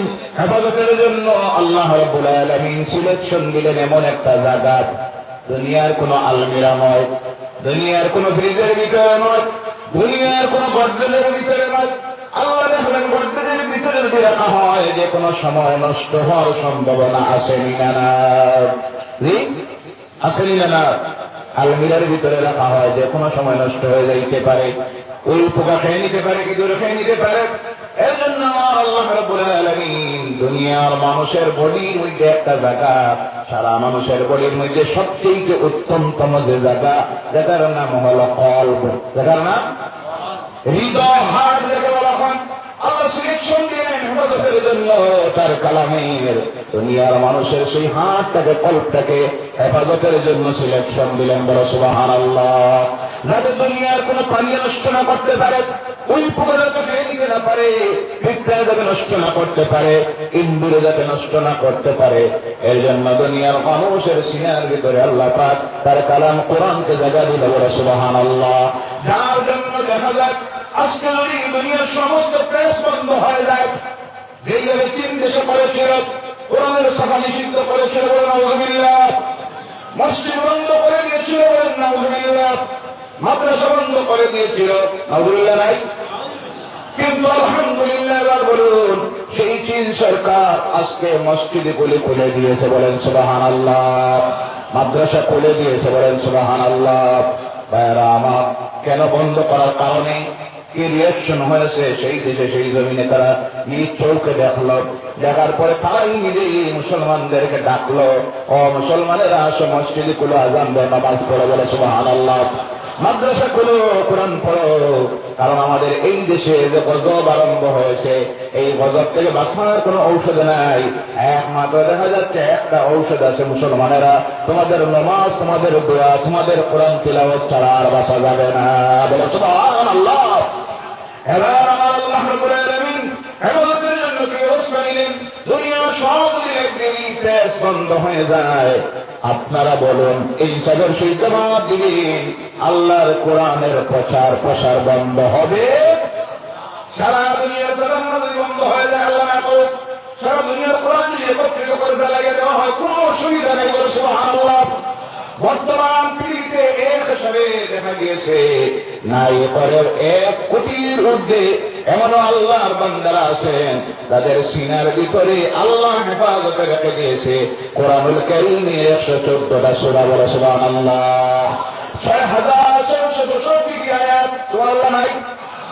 এমনও আল্লাহর বান্দারা আল্লাহ জমিনে রেখে দিয়েছে, মাগরিবের পর যদি বসেন আর আলহামদুলিল্লাহি রাব্বিল আলামিন বলে তিলাওয়াত শুরু করে, ফজরের নামাজের সময় গিয়ে মিনাল জিন্নাতি ওয়ান নাস পর্যন্ত এক বসা অবস্থায় তিলাওয়াত করে দিবে, একটা শব্দ ভুল হবে না, সারা পড়বে না, বলে সুবহানাল্লাহ। এরা যখন তিলাওয়াত করে, তিলাওয়াতে যাতে কোনো ভুল হয়, সেই ভুল ধরার জন্য আল্লাহ আরেক শ্রেণী মানুষ করে দিয়েছেন, জমিনের মধ্যে রেখে দিয়েছেন, যাদেরকে বলা হয় কুরআনুল কোরআন, সুবহানাল্লাহ নাই? যারা হলো কারিশা, তারা কারিশা, যারা বিশ্বাসকে আলহামদুলিল্লাহ শামসুল উলামা আল্লামা হযরত সাহেব কিবলা ফুলতলি রাহমাতুল্লাহ তাআলা আলাইহি নাম শুনছেন আপনারা? নাম শুনেছেন? আল্লাহ তার ওয়ালির দরজাতকে লক্ষ কোটি কোটি গুণ বুলন্দ করে দেয়, সকলে বলেন আল্লাহুম্মা আমিন। ওনার ফায়েজ দিয়ে, রোহানি ফায়েজ দিয়ে আমাদেরকে বলে মাহফিলটাকে আল্লাহ ফয়জিয়াত করে নিয়ে, সকলে বলেন আল্লাহুম্মা আমিন। তিনি দেখালেন কোরআন শুধু পড়লে হবে না, মুখস্থ করলে হবে না, এই কোরআন যদি শুদ্ধ না হয় মানুষের নামাজ হবে না, কি হবে না? তাই গোটা বিশ্বে যদি তিনি মিশন চালান, মানুষের হৃদয়ে যেন কোরআন শুদ্ধ তিলাওয়াত ঢুকতে পারে, এমন ব্যবস্থা দিলেন যে ব্যবস্থার কারণে আজ গোটা পৃথিবীতে শুধু ভারত নয়, ভারতবর্ষ, বাংলাদেশ, পাকিস্তান, সৌদি আরব, আমেরিকা, ইউরোপ, এইভাবে বর্তমান পৃথিবীর 24টা দেশে, কতটা দেশ? 24টা দেশে বর্তমান গত রমজানের লকডাউনের কারণে হয় নাই, এর আগের বছরের রমজানে গোটা পৃথিবীর 24টা দেশে 40,000-এর ঊর্ধ্বে ছিল দারুল কারাতের সেন্টার, সুবহানাল্লাহ নাই? সুবহানাল্লাহ। মানুষ যাতে কোরআন শুদ্ধভাবে তিলাওয়াত করতে পারে, এক শ্রেণীর লোক আল্লাহ জমিনে রেখেছেন, কেউ যদি ভুল তিলাওয়াত করে ভুল ধরার জন্য, তারা হলেন কারি সাহেবেরা, খারাপ। আবার আরেক শ্রেণীর মানুষ আল্লাহ জমিনে তৈরি করে রেখেছেন, কেউ যদি কোরআনের ভুল ব্যাখ্যা করে, কোরআনের ভুল যদি অর্থ করে, তাহলে তা ধরার জন্য তারা হলেন উলামায়ে কেরাম, সুবহানাল্লাহ। এই 3 শ্রেণীর মানুষ যতক্ষণ আল্লাহর জমিনে আছেন, ততদিন পর্যন্ত কেউ আল্লাহর কালাম কোরআনকে জমিন থেকে মিটাইয়া দিতে পারবে? ভাইরা, হেফাজতের দায়িত্ব নিয়েছেন কে? কেমনে আল্লাহ হেফাজত করে, তার 2-1টা প্রমাণ দিয়ে মূল আলোচনায় চলে যাব। আল্লাহ পাক রব্বুল আলামিন হেফাজত করেন কিভাবে দেখেন। আজ থেকে কয়েক বছর আগের ঘটনা, ইংরেজিতে পুরো আমার মনে পড়তেছে না। সৌদি সরকারের নিয়ম হলো, এখনো আছে, মানুষ যখন হজে যায়, বিদায় যখন দেওয়া হয়, হাজিদেরকে উপহার দেওয়া হয় আল্লাহর কালাম কোরআনুল কারীমের এক জিল দেওয়া হয়নি না? বিমানবন্দরে অনেক সময় দেওয়া হয়ে যায়, অনেক সময় মক্কা শরীফ থেকে বাস যখন ছাড়ে, মৌলভী মফিজ থেকে প্রত্যেককে এক এক খণ্ড, এক এক জিল কোরআন দেওয়া হয়। কি দেওয়া হয়? সেই বছরের ঘটনা, ইংরেজিতে মনে নাই। ইন্দোনেশিয়ার একটা বিমান ছাড়তেছে, জিদ্দা এয়ারপোর্ট থেকে প্রত্যেক হাজিদেরকে দেওয়া হয়েছে আল্লাহর কালাম কোরআনুল কারীমের এক একটা খণ্ড। প্রত্যেকে যার যার কোরআনটা হেফাজতে হ্যান্ড লাগেজের মধ্যে, গলার মধ্যে ঝুলাইয়া রাখছে, হ্যান্ড ব্যাগের সঙ্গে থাকে। আল্লাহর হুকুম হল, চোখে বিমানটা রাস্তায় দুর্ঘটনার মধ্যে পড়ল, গোটা বজ্র বিমান জলে নিশ্চিহ্ন হয়ে গেল। বিমান অ্যাক্সিডেন্ট হলে বিমানের কোন যাত্রী তো আর বাসে কথা বুঝতে আপনাদের অসুবিধা হয় না? বিমান অ্যাক্সিডেন্ট হইলে হঠাৎ কোন সময় 1-2 জন বাসে, নতুবা অধিকাংশ ক্ষেত্রে দেখা যায় 100% প্যাসেঞ্জার মারা যায়, তার কোনো চিহ্নই থাকে না যে বিমান অ্যাক্সিডেন্ট হলো গভীর জঙ্গলে পড়েছে। কোন জায়গায়? গভীর জঙ্গলে পড়েছে। বিমানের ধ্বংসাবশেষ খোঁজার জন্য রাডার ব্যবহার করা হলো। আমেরিকার নাম করা অনুসন্ধানকারী দল পাঠানো হলো। ওরা পাওয়ারফুল ক্যামেরা দিয়ে অনুসন্ধান করতেছে, করে গিয়ে দেখে গভীর জঙ্গলের ভিতরে ধ্বংসস্তূপ। সেই জায়গায় গিয়ে তারা হেলিকপ্টার নিয়ে নামলো ব্ল্যাক বক্স ফাইল করার জন্য। বিমান কেন দুর্ঘটনা হয়েছে তা পাওয়া যায় তার ব্ল্যাক বক্সের মধ্যে। এবার যে ব্ল্যাক বক্স খুঁজাইতে যেমন শুরু করলো, দিয়ে তারা অবাক হয়ে যায়। আহারে, দেখা যায় এখানে মধ্যে ব্ল্যাক বক্স আছে, একটা মানুষের কোনো চিহ্ন নাই, বিমানের ধ্বংস বিশেষের কোনো চিহ্ন নাই। শুধু দেখা যায় এখানের মধ্যে 372টা বই পড়ে আছে, কিতাব পড়ে আছে। বলে সুবহানাল্লাহ। তারা তো জানে না এটা কোনটা। ইন্দোনেশিয়ার যে সমস্ত বড় বড় সামরিক বাহিনীর অফিসারেরা ছিল অনুসন্ধান কাজে, এর আগে যখন পৌঁছার পরে দেখে এই বিমানের যাত্রীরা ছিল 372 জন। কতজন? আওয়াজ করে বলেন কতজন? ওনাদের গলার মধ্যে ছিল আল্লাহর কালাম 372টা। গোটা বিমান চলে গেছে, কোন চিহ্ন নাই, মানুষের কোন চিহ্ন নাই।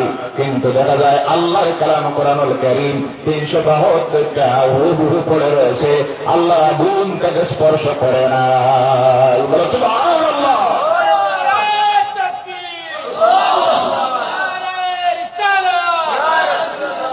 হেফাজতের মালিক কে? এই কালাম কার কালাম? যারাই এর বিরোধিতা করেছে, এর সঙ্গে দুশ্মনী করেছে, নিশ্চিহ্ন হয়ে গেছে জমিন থেকে। কারণ হেফাজতের মালিক কে? এর জন্য কোরআনের কোন অবস্থায় কোরআনের বিরোধিতা করবেন না। আল্লাহ যেন তাওফীক দিয়ে সকলে বলেন আল্লাহুম্মা আমিন। আপনার সঙ্গে আমার সঙ্গে আপনার মনোমালিন্য থাকতে পারে, দুশ্মনী থাকতে পারে, কিন্তু আল্লাহর কালামের কোরআনের যদি বিরোধিতা করেন ধ্বংস হয়ে যাবেন জমিনি। ভাইয়ারা আমার, হেফাজত করে আল্লাহ কিভাবে তার আরেকটা প্রমাণ দিয়ে মূল আলোচনায় চলে যাব। অনেকের মনে আছে পাকিস্তানের একজন প্রেসিডেন্ট ছিল মরহুম জিয়াউল হক। জিয়াউল হক আজকালকার যুগের প্রেসিডেন্ট গুলির মতো না। এখনকার তো এখানকার অবস্থার চরিত্র দেখলে শয়তানেরও শরম লাগে। আসেনি না? না। আমার মরহুম জিয়াউল হক সামরিক বাহিনীর বড় অফিসার ছিলেন, আর সেই সঙ্গে পাকিস্তানের প্রেসিডেন্ট ছিলেন। আর সবচেয়ে বড় একটা আমল ছিল, তিনি তাহাজ্জুদের নামাজ কখনো ছাড়তেন না। বলো সুবহানাল্লাহ। আর জীবনী পড়েছি আমি, পড়ে দেখেছি। আর আমল ছিল তিনি তাহাজ্জুদের নামাজ পড়ে কোরআন তিলাওয়াতে বসে রইতেন। কোরআনের নামাজ জামাতে পড়ে আরো কিছু সময় কোরআন তেলাওয়াত করে তার ঘরের মধ্যে যাইতেন। এর জন্য ওনার অভ্যাস ছিল যখন যেখানে তিনি যাইতেন স্পেশাল একটা তার কোরআনুল কারীম ছিল, নিজের সঙ্গে নিজের কোটের পকেটের মধ্যে না হয় লেগেজের মধ্যে রাখতেন। যেদিন ওনার ইন্তেকাল হল, সামরিক বাহিনীর বিশেষ বিমানে করাচি থেকে তিনি রওনা করেছেন এই পেশোয়ার শহরে যাওয়ার জন্য, সঙ্গে আরো 5-6 জন সামরিক বাহিনীর অফিসার নিয়ে। রাস্তায় বিমান অ্যাক্সিডেন্ট হয়েছে, বিমানের সব মারা গেলেন, বিমান জলে ধ্বংস হয়ে গেছে। কিন্তু প্রেসিডেন্টের লাশ তো বাইরে করার প্রয়োজন আছে না? সাময়িক পর্যায়ে তখন করা হবে, তখন ধ্বংসস্থলে গিয়ে খোঁজানি শুরু করা হবে। একজন সামরিক বাহিনীর অফিসার বলল, প্রেসিডেন্টের লাশ আমি করতে পারবো, আপনারা চিনবেন না, কারণ আমি জানি প্রেসিডেন্ট যখন যেখানে সফর করতেন তার সঙ্গে একদিন আল্লাহর কোরআন কালাম থাকতে। বলে সুবহানাল্লাহ। এবার ধ্বংসস্থলের মধ্যে গিয়ে ধ্বংসস্তূপ চালাইয়া চেষ্টা করা হচ্ছে প্রেসিডেন্টের লাশ চিনার তো কোনো ক্ষমতা নাই। হঠাৎ করে দেখা যায় একটা হাড়। কি কথা বলেন? কি একটা হাড়, আর সেই হাড়ের মধ্যে ঝুলানো হয়ে গেছে আল্লাহর কালাম কোরআনুল কারীম, যার একটা পাতায় আগুন স্পর্শ করে নাই। বলে সুবহানাল্লাহ। সঙ্গে সঙ্গে সামরিক বাহিনী এসে বিচার বলল, এটাই হলো প্রেসিডেন্টের লাশ, যদি অস্তিত্ব নাই এই হাত আর কোরআনে প্রমাণ করতেছে প্রেসিডেন্টের গলার মধ্যে ঝুলানো ছিল আল্লাহর কালাম, তাই কোরআন তাহার কালামে সব জ্বলে গিয়েছে। ওই হাতটাকে আল্লাহ হেফাজত করেছে আর কোরআনকে হেফাজত করেছে। তার থেকে প্রমাণিত হয় আল্লাহ যে ওয়াদা দিয়েছে কোরআনের হেফাজতের, দুনিয়ার কোন শক্তি আল্লাহর কালাম কোরআনের নষ্ট করতে পারবে না। বলো সুবহানাল্লাহ।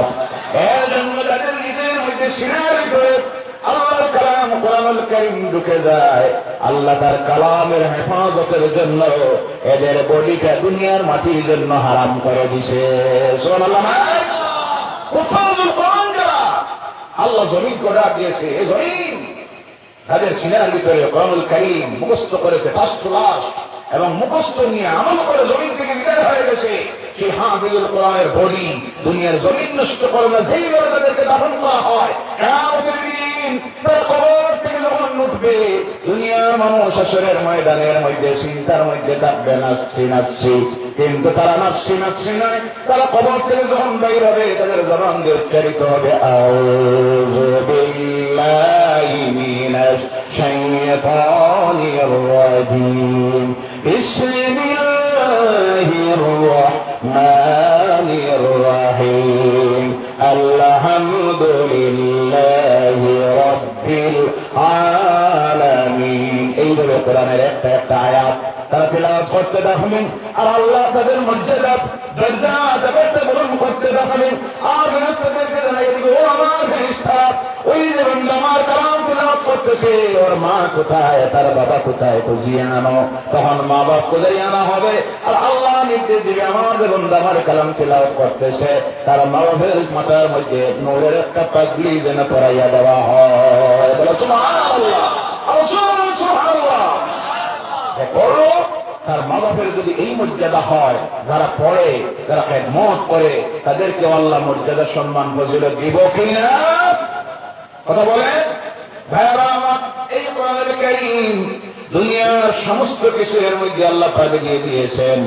এর জন্য জেনে রাখবেন ও মুসলমানেরা, দুনিয়ার মধ্যে জ্ঞান হলো দুই প্রকার। কয় প্রকার? কথা বলে জ্ঞান কয় প্রকার? দুই প্রকার। একটা হলো দুনিয়া সাধারণ জ্ঞান, যাকে বলা হয় জেনারেল এডুকেশন। কোন এডুকেশন? আর আরেকটা হলো আল্লাহ প্রদত্ত গভীর জ্ঞান, কোরআনের জ্ঞান। এই হলো জ্ঞান কয়টা? দুইটা।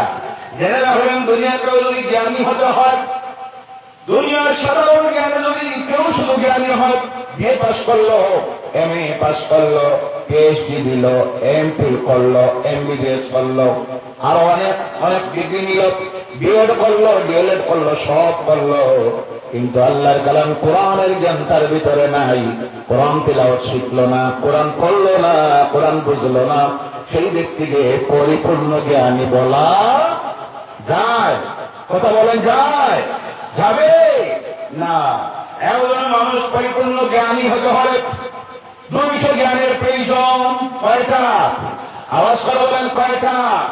একটা হলো দুনিয়ার সাধারণ জ্ঞান, যেটা দুনিয়ায় চলতে গিয়ে অর্জন করতে হয়, যারা স্কুলে দেওয়া হয়, কলেজে দেওয়া হয়, ইউনিভার্সিটিতে দেওয়া হয়, এটা হলো দুনিয়ার জ্ঞান, এটাও শিখতে হয়। কারণ এই আধুনিক বিশ্বে চলতে গেলে এই জ্ঞানের প্রয়োজন আছে না? কথা বলে এটা সারা চলতে পারবো ভাইরা? এর জন্য কোরআনুল কারীম নাযিল হতে গিয়ে আল্লাহ রাব্বুল আলামিন সঙ্গে সঙ্গে প্রথম যে দুনিয়ার মানুষকে উদ্দেশ্য করে কোরআন যে কথাটা জানাইয়া দেয়, আল্লাহ রাব্বুল আলামিন নামাজের কথা বলেন নাই, রোজার কথা বলেন নাই, হজের কথা বলেন নাই, যাকাতের কথা বলেন নাই। আল্লাহ তার কালাম তার রাসূলের কাছে নাযিল করতে গিয়ে সর্বপ্রথম আয়াত নাযিল করলেন, ইকরা বিসমি রাব্বিকাল্লাযী খালাক। বলো আল্লাহু আকবার। ইকরা, পড়ো। কি করো? পড়ো। কি করো? দুনিয়ার প্রত্যেকটা মানুষকে উদ্দেশ্য করে কোরআন কথা বলেছে। কারণ কোরআন দুনিয়ার বিশেষ করে জনগোষ্ঠীর জন্য নয়, দুনিয়ার বিশেষ কোন ধর্মাবলম্বীদের জন্য নয়। আজকে কিছু সংখ্যক মানুষ আছে যারা কোরআন না জানার কারণে, কোরআন না বুঝার কারণে তারা মনে ভাবে কোরআনটা হইল ইসলাম ধর্ম অবলম্বীদের ধর্মগ্রন্থ, মুসলমানদের ধর্মগ্রন্থ। বলেন নাউযুবিল্লাহ।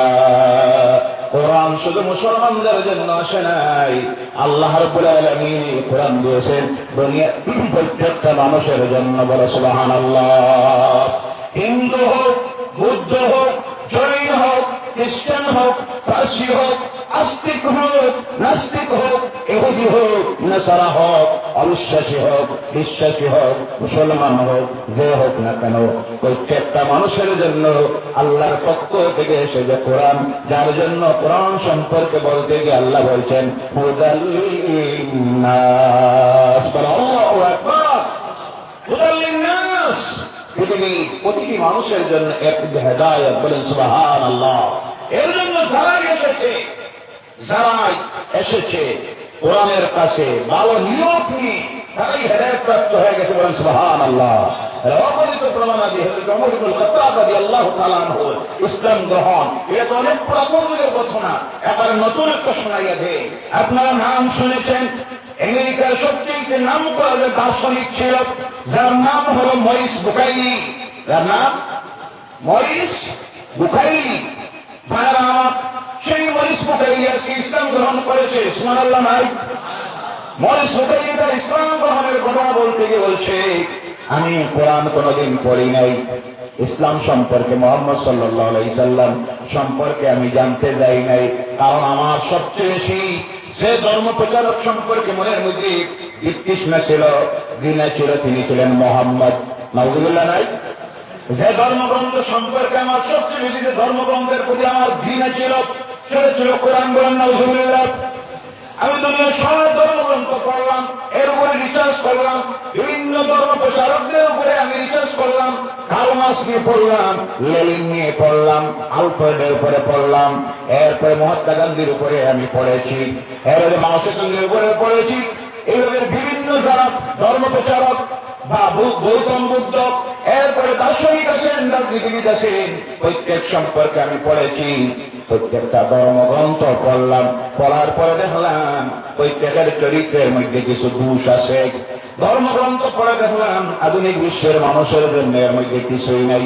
হঠাৎ করে আমার মনের মধ্যে প্রশ্ন হয়ে গেল, কোরআনটা একটা পড়ে দেখি। সুবহানাল্লাহ, বলেন সুবহানাল্লাহ। কোরআনটা পড়ে দেখি, কারণ কোরআন সম্পর্কে আমার তখন জ্ঞান ছিল, কোরআন সন্ত্রাসের শিক্ষা দেয়। নাউযুবিল্লাহ নাই? আপনারা আরো আগে জীবনে আগে গেছেন তো না, আজকে প্রথম যাই না আপনারা?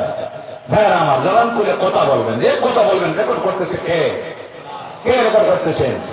আল্লাহ বলছেন, মা ইয়ালফিযু মিন কাওলিন ইল্লা লাদাইহি রাকীবুন আতীদ। জবান দিয়ে যা উচ্চারণ করো সব রেকর্ড করার ব্যবস্থা আমি রেখেছি। সুবহানাল্লাহ বলবেন, আলহামদুলিল্লাহ বলবেন, যা বলবেন। রেকর্ড করতেছেন কে? কিয়ামতের দিন আমলনামা যখন বাইর করা হবে, আপনি দেখবেন সিঙ্গারিয়া ইয়াকুবিয়া মাদ্রাসার মাহফিলে বসে সুবহানাল্লাহ আলহামদুলিল্লাহ বলেছিলাম, আজকে দেখি এক একটা সুবহানাল্লাহ আলহামদুলিল্লাহ পরিবর্তে আল্লাহ জান্নাতে আমার জন্য এক একটা গাছ বানাইয়া দিছে, রহমতের গাছ। বলে সুবহানাল্লাহ। হযরত মরিস বুকাইলি বলেছে, আমার তখন জানা ছিল কোরআন সন্ত্রাসের শিক্ষা দেয়। বলেন নাউযুবিল্লাহ। কোরআন অন্য ধরনের মানুষ মারার শিক্ষা দেয়। বলেন নাউযুবিল্লাহ। কোরআন নারীর কোন অধিকার দেয় নাই। বলেন নাউযুবিল্লাহ। বিশ্বজুড়ে আজকে কোরআন আর ইসলাম মুসলমান সম্পর্কে এইভাবে অপপ্রচার কিছু সোশ্যাল মিডিয়া আসেনি না?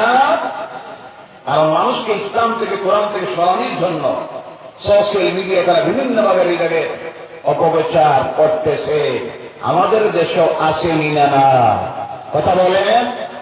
এই সমাজকে বদনামি করার জন্য বিভিন্ন সময় বিভিন্ন চ্যানেল, বিভিন্ন ব্যক্তি অপপ্রচার করে থাকে। যেমন কিছুদিন আগে একটা বলে দিছে যে কোরআনের মধ্যে দেখা যায়, পড়ে দেখেছি। আমি সেদিন বলেছিলাম তাফসীর কোরআন মাহফিল ছিল, আমি বললাম আলহামদুলিল্লাহ, কোরআনের ইসলামের বিরোধিতা করার জন্য যাই হোক, কিছু কোরআন তিলাওয়াত করাও শিখছে। বলুন আলহামদুলিল্লাহ। তবে যা তিলাওয়াত করতে শুনিয়া দেখলাম, যা তিলাওয়াত করে এটা কোরআনে কোনো জায়গায় নাই। যে ট্রান্সলেটটা করছে এটা কোরআনের কোন জায়গায় নাই। মানে মন গড়া ব্যাখ্যা করে মানুষকে বিভ্রান্ত করার জন্য বলতেছে, একটা আয়াত পড়েছে, একটা কোরআনই নেই, মানে উচ্চারণ করতেই জানছে না, পারছে না। এরপরে বলতেছে এই আয়াতে বলা হচ্ছে বিধর্মী যারা, অন্য ধর্মের মানুষ যারা, তাদেরকে যেখানে পাও হত্যা করা। বলেন নাউযুবিল্লাহি মিন যালিক। কোরআন বাহির করে এই একটা আয়াত ইসলাম শান্তি চায়। ইসলাম অন্য ধর্মের মানুষকে মারার শিক্ষা দেয় না, নিরপরাধ মানুষকে মারার শিক্ষা দেয় না। ইসলাম এসেছে পৃথিবীর মানুষকে বাঁচানোর জন্য, বলেন সুবহানাল্লাহ। মানুষকে সোজা রাস্তা দেখানোর জন্য, বলেন সুবহানাল্লাহ। মানুষকে হেদায়েত দেওয়ার জন্য, মানুষকে শান্তি দেওয়ার জন্য, মানুষের মধ্যে থেকে হিংসা বিদ্বেষ দূরীভূত করে দিয়ে পৃথিবীর মানুষকে একই পরিবারের মানুষ হিসেবে বাঁচার অধিকার দেওয়ার জন্য এসেছে ইসলাম আর কোরআন, বলেন সুবহানাল্লাহ। মরিস বুখারী বলছে, আমার ওই ধারণা ছিল, কারণ তার ব্রেইনে থেকে ঢুকিয়ে দেওয়া হয়েছে। এখনো পৃথিবীতে এখনো চলতেছে।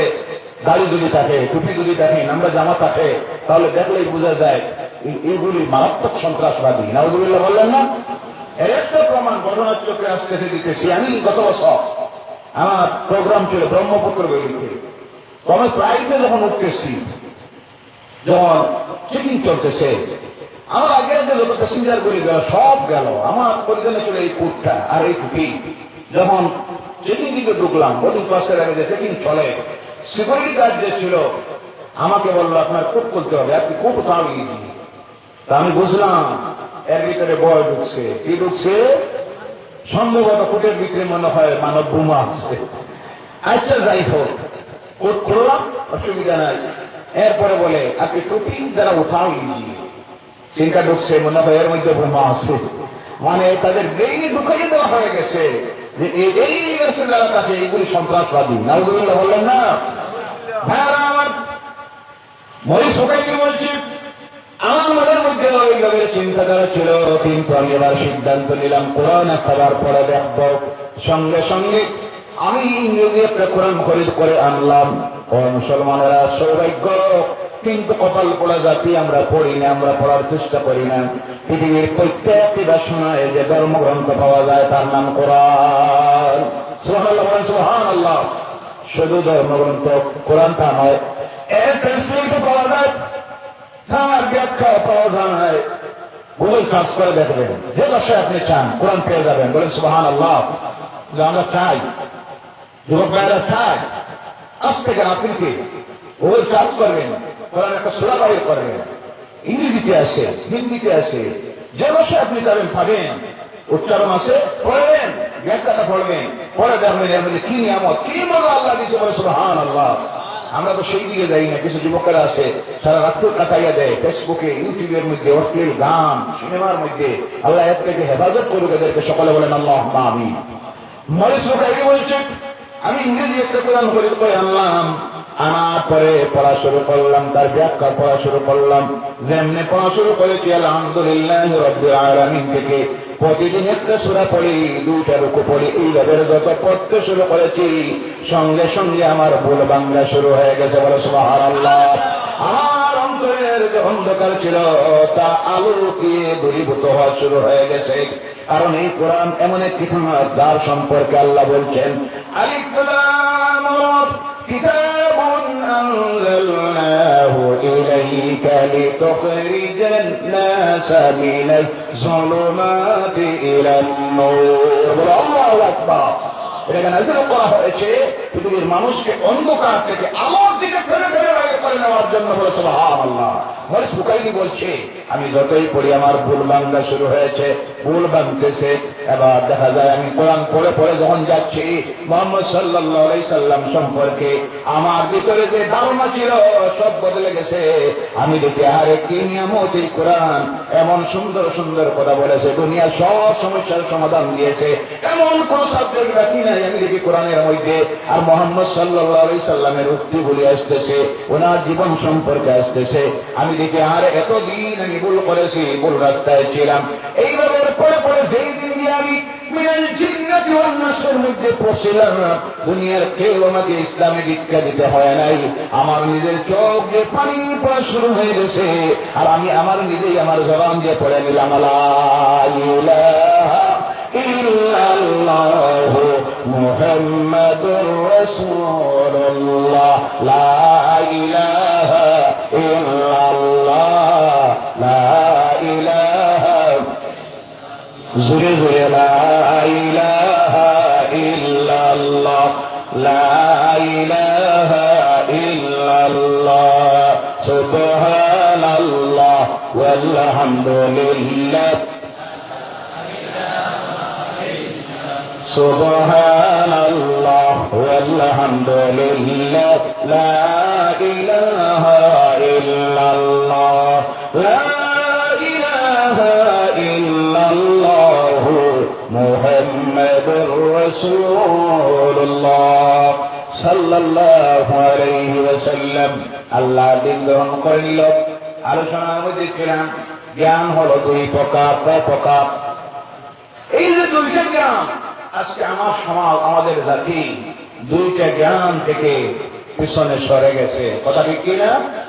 যার জন্য গোটা পৃথিবীতে যে আজকে এই জাতির যত সমস্যা তৈরি হয়েছে, যে বিপর্যয় তৈরি হয়েছে, এর অন্যতম কারণ হল আল্লাহর কালাম কোরআনুল কারীমের প্রথম যে নির্দেশ। আল্লাহ নামাজের কথা বলেন নাই, রোজার কথা নয়, হজের কথা নয়, যাকাতের কথা নয়, হালালের কথা নয়, হারামের কথা নয়। প্রথম আল্লাহ নির্দেশ দিতেছেন দুনিয়ার মানুষকে, বিশেষ করে যারা কোরআন মেনেছে, কোরআন অনুসারী হয়েছে, তাদের প্রতি আল্লাহ নির্দেশনা হলো পড়ো, কি করো। কিন্তু অবাক হতে হয়, দুঃখ লাগে। সাচার কমিশনের রিপোর্ট মনে আছে? মনে আছে? প্রাক্তন প্রধানমন্ত্রী, যোগ্যতা সম্পন্ন একজন প্রধানমন্ত্রী ছিল, যার নাম ছিল মনমোহন সিং। কে মনে আছে? মনমোহন সিং ভারতের মানুষের আর্থসামাজিক অবস্থার উপরে সমীক্ষা চালা গেছিল। যে রিপোর্ট প্রকাশিত হয়েছে তার নাম ছিল সাচার কমিশনের রিপোর্ট।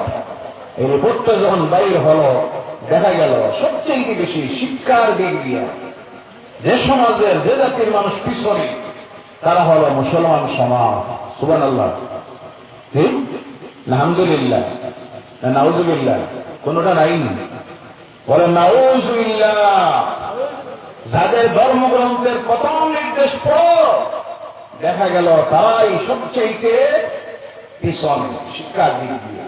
আরো শুনলে অবাক হবেন, আমাদের হিন্দু সমাজ যারা আছে, হিন্দু ভাইয়েরা যারা, তাদের মধ্যে দুইটা শ্রেণী আছে, একটা হলো উচ্চ বর্ণ, একটা হলো নিম্ন বর্ণ। ইসলামী মুসলমানের মধ্যে এইভাবে কিছু আছে? কথা বলেন, আছে? নাই। আমরা সব, আমাদের একটাই পরিস্থিতি, আমরা সব হলাম আল্লাহর গোলাম, আল্লাহর বান্দা আর বান্দি। আমাদের মধ্যে কোন এইভাবে শ্রেণী ভেদাভেদ, জাতি ভেদাভেদ, বর্ণ ভেদাভেদ, উচ্চ বর্ণ, নিম্ন বর্ণ কিছু আছে? একই ইমামের পিছনে গিয়ে দাঁড়ায়। সবের একটাই পরিস্থিতি, আল্লাহর গোলাম। আর গোলাম তো তাদের সমাজে আছে উচ্চ বর্ণ, নিম্ন বর্ণ।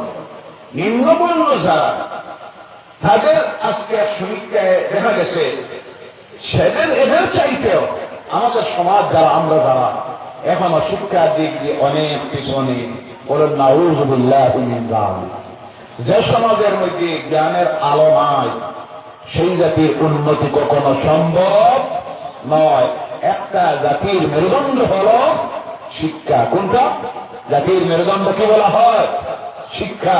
কোন জাতির যদি মেরুদণ্ড যদি একটা মানুষের ভেঙে যায়, তার অবস্থা আছে। যে জাতির, যে সমাজের মধ্যে জ্ঞানের অভাব, সেই জাতি, সেই সমাজ কখনো উন্নতির দিকে যাওয়া সম্ভব হয় না। আজকে দুঃখ লাগে, কোরআনুল কারীমের সেই নির্দেশ প্রথম হলো দুনিয়ায় চলতে গিয়ে যে জ্ঞান, সেই জ্ঞানের রাস্তা আজকে পৃথিবীর মুসলমানরা ছেড়ে দিয়েছে। জ্ঞানের রাস্তায় যারা অগ্রসর হয়, কতটুকু অ্যাডভান্স হয়, তার জ্বলন্ত প্রমাণ হলো ইহুদি জাতি। কোন জাতি? ইহুদিরা। পৃথিবীতে মাত্র একটা দেশ। কয়টা দেশ? একটা, ইসরায়েল। কোন দেশ? ইসরায়েল। মাত্র কয়েক কোটি জনগণ, কিন্তু আজকে যারা আমেরিকাকে পর্যন্ত আঙ্গুল দেখায়, আসেনি না? আমেরিকা এখন ভয় পায় ইসরায়েলের বিরুদ্ধে কথা বলতে, কারণ জ্ঞানের দিকে দিয়ে তারা যখন অগ্রসর হয়েছে, গোটা পৃথিবী আজকে তাদেরকে ভয় পাচ্ছে। কিন্তু এই মুসলমানেরা পৃথিবীতে বর্তমানে 142 কোটির ঊর্ধ্বে আমরা, সুবহানাল্লাহ নাই, 57টি রাষ্ট্র, সুবহানাল্লাহ। কিন্তু পৃথিবীতে আজকে আমাদের কোন অস্তিত্ব নাই। রাজনীতির অঙ্গনে বলুন, অর্থনীতির ব্যাপারে বলুন, আমরা সবচেয়ে পিছনে চলে গেছি। যাওয়ার এক নম্বরের কারণ হলো জ্ঞানের রাস্তা ছেড়ে দেওয়ার কারণে। ও ভাইয়েরা আমার, ও মুসলমানেরা, আমরা, আপনারা অনেকে মনে মনে ভাবতে পারেন আমাদের মধ্যে তো জ্ঞান আছে, জ্ঞানের চর্চা চলতেছে। আধুনিক এই বিশ্বে আমরা যে জ্ঞান অর্জন করতেছি, এই জ্ঞান দিয়ে জাতিকে টিকিয়ে রাখা যাবে না। কারণ আমরা মনে মনে ভাবি মেট্রিক পাস হইলেই তো হইছে, কতটুকু? Matric pass, higher secondary pass, BA pass. এই জ্ঞানের আজকে প্রতিযোগিতার যুগে কোনো মূল্য নাই। এরপরে দেখবেন সবচেয়ে আফসোস লাগে, মেট্রিকের রেজাল্ট হয় 20টা পেজ আসলো। কয়টা? 20টা। বুঝাইয়া গিয়ে দেখা যায় কোন সময় মুসলমানদের ঘরের ছেলে মেয়ে একটা, কোন সময় নাই। কথা ঠিক কিনা? কারণ আমরা পড়াকে গুরুত্ব দেই নাই। এই দেখে আজকে পড়ার রাস্তা ছেড়ে দিয়েছে। ও মুসলমান, দুঃখ লাগে আমার সময়। আমার মরহুম বরাকার উপকার মরহুম মঈনুল হক চৌধুরী, নাম মনে আছে? অত্যন্ত পারদর্শী ব্যক্তি ছিলেন, সূক্ষ্ম চিন্তাধার ছিল। তিনি বুঝতে পেরেছিলেন একটা সময় আসবে এই পৃথিবীতে জ্ঞানের প্রতিযোগিতা চলবে। আজকে গোটা বিশ্বে জ্ঞানের প্রতিযোগিতা চলতেছে। জেনে রাখবেন ভাইয়ারা, এখন এই পৃথিবীতে কেউ কাউকে মারিয়া সৈন্যবাহিনী দিয়া বিমান হামলা করে কেউ কারো দেশ দখল করার দিন শেষ। দখল করতে পারবে না। ভারত কোনো সময় পাকিস্তানের 2 ইঞ্চি নিতে পারবে না। আর পাকিস্তানও কোনদিন ভারতের 1 কিলোমিটার নেওয়া সম্ভব হবে না। কারণ এই দিন শেষ হয়ে গেছে। রাষ্ট্রসংঘ আছে, বিভিন্ন সংস্থা আছে, সঙ্গে সঙ্গে বিচার বসবে বিভিন্ন ভাবে। কেউ কারো নিতে পারবে না। সাময়িক কয়েকদিন যদি দখল করে রাখে, এরপরে স্বার্থে বাধ্য। প্রতিযোগিতা চলতেছে গোটা বিশ্বে। এখন জ্ঞানের প্রতিযোগিতা। কিসের প্রতিযোগিতা? যে অস্ত্র নিয়ে আসতে প্রতিযোগিতা চলতেছে, একজন আরেকজনকে শেষ করে দিতেছে। সেই অস্ত্রের নাম হলো জ্ঞান। কোনটা? জ্ঞান। ভাইয়েরা আমার, তিনি দেখলেন একটা সময় আসবে জ্ঞানের প্রতিযোগিতা চলবে। সেই সময় আমার সমাজের মানুষ, গরিব মানুষ, বিশেষ করে কৃষিজীবী, শ্রমজীবী, ক্ষুদ্র ব্যবসায়ী, মধ্যবিত্ত ব্যবসায়ী, সেই সময় মানুষ জ্ঞান অর্জনের জন্য আমেরিকায় যাবে, ইউরোপে যাবে।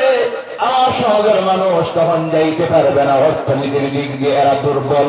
তাই তখন তিনি চিন্তা করলেন, এদের ভবিষ্যতের চিন্তা করে এই বরাকের জমিনে সর্বপ্রথম তিনি প্রতিষ্ঠিত করলেন মেডিকেল কলেজ। সুবহানাল্লাহ নাই? পলিটেকনিক্যাল কলেজ, সুবহানাল্লাহ।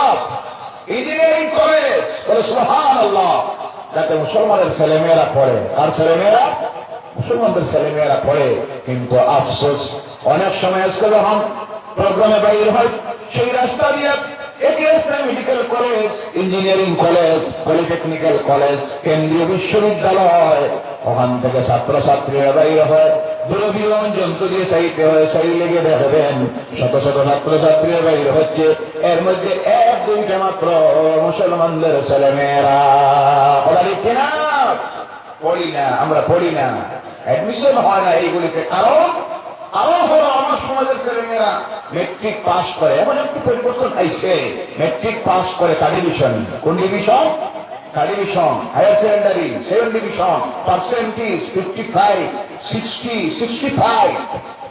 এই মার্ক দিয়ে আপনি বলেন মেডিকেল কলেজে অ্যাডমিশন সম্ভব আছে? কথা বলেন নাই। ইঞ্জিনিয়ারিং কলেজে, পলিটেকনিক্যাল কলেজে, নাম করা কোন কলেজে অ্যাডমিশন হওয়া সম্ভব নয়। তো তখন দেখা গেল অ্যাডমিশন হইল না। এরপরে 1-2 বছর কলেজে গেল, যাওয়ার পরে কোনোটাতে এমন আছে, বাবার দেখবেন ধনসম্পদ কিছু বেশি আছে, ছেলে যেমনি মেট্রিক পাস করলো, মাশাআল্লাহ আলহামদুলিল্লাহ, 1 নাম্বার মোবাইল, বাইক আরো একটা। ছেলে এখন মনে করে পড়ি আল্লাহ বাইক করতে পাইছি, মোবাইলে হয়েছে, আর বাকি হয়েছে বেশি একটা পাওয়া, আর তো কিছু রাখি না। তো তখন আস্তে আস্তে দেখা যায় এখন রেজাল্ট কি হয়েছে? Higher secondary pass, third division, 7 division, percentage 60%। আস্তে আস্তে তার শিক্ষা জীবন শেষ। কথা ঠিক কিনা? এই হায়ার সেকেন্ডারি পাস আর বিয়ে পাশের আজকাল চাকরি আছে, থার্ড ডিভিশনের চাকরি আছে, জবাব দেন না, আপনার কথা বলেন নাই। তো এখন দেখা যায় চাকরিও খায় না। আজকে অভাব, আইপিএস অফিসার নাই, এসিএস অফিসার নাই, এরপরে ডাক্তার নাই, ইঞ্জিনিয়ার নাই, এই নাই নাই এরকম হচ্ছে। জাতি তখন অধঃপতনের দিকে যাচ্ছে। এই জাতিকে এই অধঃপতন থেকে যদি তুলে আনতে হয়, 1 নম্বরে ঘরে ঘরে এদের হৃদয়ে জ্ঞানের আলো ঢুকাইয়া দিতে হবে। কিসের আলো? যেই দিন এই জাতি শিক্ষার দিক দিয়ে অগ্রসর হবে, এই জাতি উত্থান উন্নতিতে কেউ আটকাতে পারবে না। সুবহানাল্লাহ। সংক্ষিপ্ত ভাবে বলতেছি, এই হলো একটা জ্ঞান, দুনিয়ায় চলার জ্ঞান। কিসের জ্ঞান? দুনিয়ায় চলার জ্ঞান। আর একটা জ্ঞান হলো আল্লাহ প্রদত্ত ওহীর জ্ঞান, কোরআনের জ্ঞান প্রত্যেক মুসলমানের জন্য শিক্ষা ফরজ। শিক্ষা, আওয়াজ করে বলেন শিক্ষা। এটা আমরা আমার সংজ্ঞায় দিয়েছি। মৌলানা সাহেব, পীর সাহেব, হাবিব সাহেব, কারি সাহেব, মসজিদের ইমাম সাহেব বললে উনি আছেন জানাজা পড়বেন, প্রথম পড়ার লাগে উনি আছেন পড়বেন। মাশাআল্লাহ এখন তো মুর্দা দোয়ানির লাগে বিভিন্ন জায়গা আছে, ইমাম সাহেব ছাড়া আর কেউ নাই, আজকে কিনা না খোঁজানি লাগবে।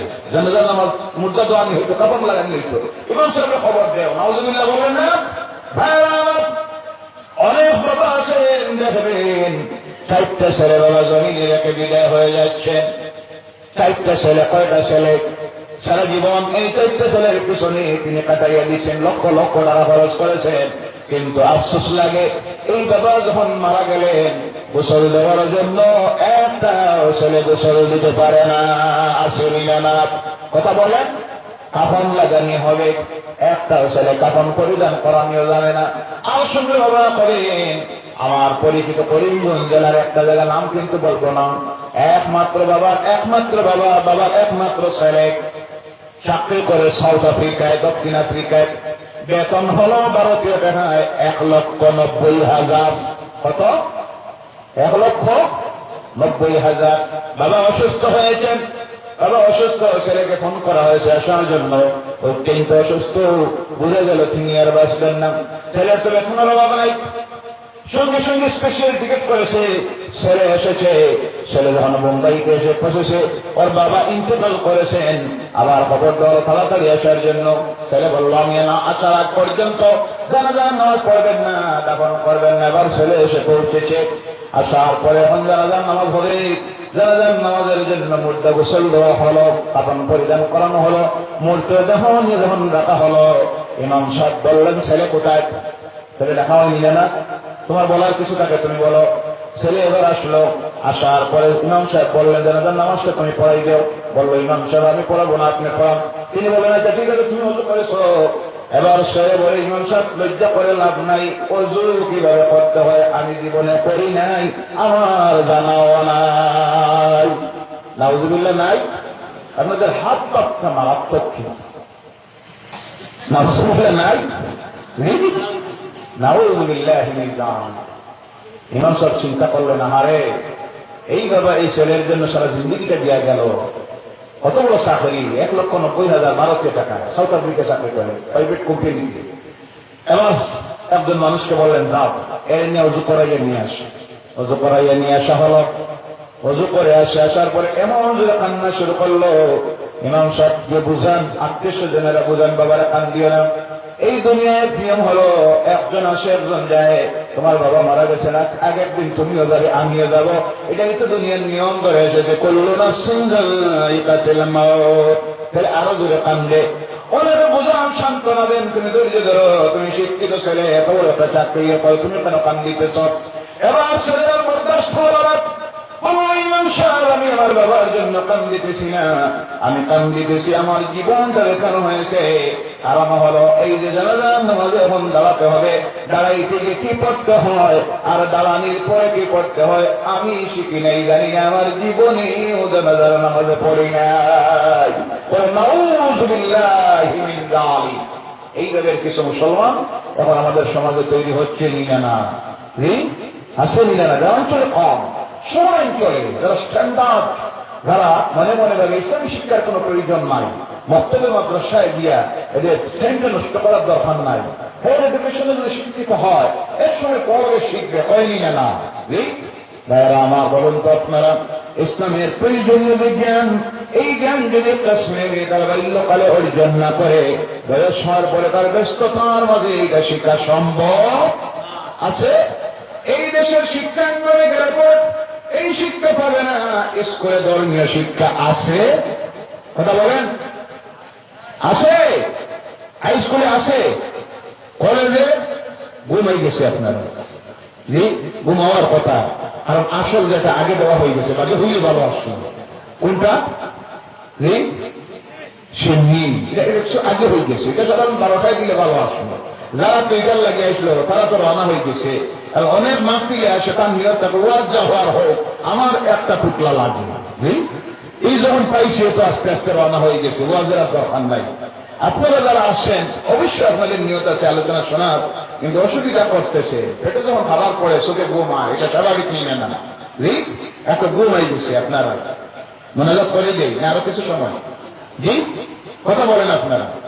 তো দেখা যায় এই আমার সমাজে ইসলামের যে শিক্ষা, অন্যান্য ধর্ম আছে সেখানে ধর্মীয় শিক্ষার ধর্মীয় জ্ঞানের প্রয়োজন হয় না, কারণ বাকি সব দায়িত্ব সামলাইয়া দেন তাদের ধর্মীয় গুরু যারা আছেন। মুসলমান যারা হয় জেনে রাখবেন, প্রত্যেক মুসলমানদের জন্য কমপক্ষে নামাজ, রোজা, হজ, যাকাত, ওযু, গোসল, কোরআন তেলাওয়াত, এই সমস্ত কিছু তার নামাজের মাসলামাসাইল যা কিছু আছে সময় শিকার প্রয়োজন আছে না?